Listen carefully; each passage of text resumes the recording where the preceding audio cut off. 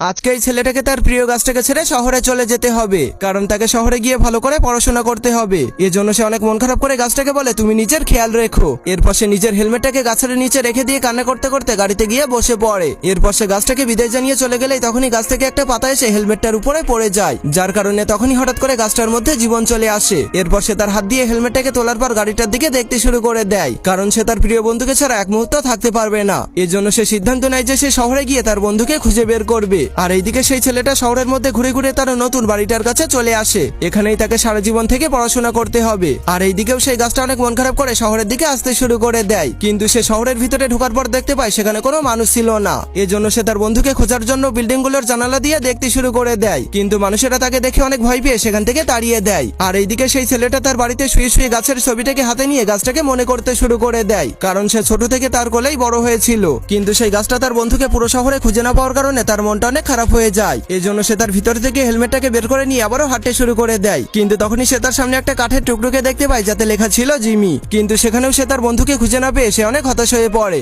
এজন্য সে হেলমেটটাকে সেখানে রেখে দিয়ে আবারও গ্রামের দিকে ফিরে আসতে শুরু করে দেয়, কিন্তু সে জানতোই না যে তার বন্ধু সেখানে থাকা ছোট্ট ঘরের মধ্যে শুয়েছিল। তখন বাচ্চাটা বাইরে এসে তার হেলমেটটাকে সেখানে দেখার পর বুঝতে পারে তার গাছ বন্ধু তাকে খুঁজতে এসেছিল, কিন্তু গাছটা আবারও হেঁটে হেঁটে গ্রামে ফিরে আসার কারণে সে অনেক ক্লান্ত হয়ে গিয়েছিল। এজন্য সেই ছেলেটাও সেখানে ফিরে এসে তার প্রিয় বন্ধুকে দেখার পর অনেক খুশি হয়ে তাকে জড়িয়ে ধরে।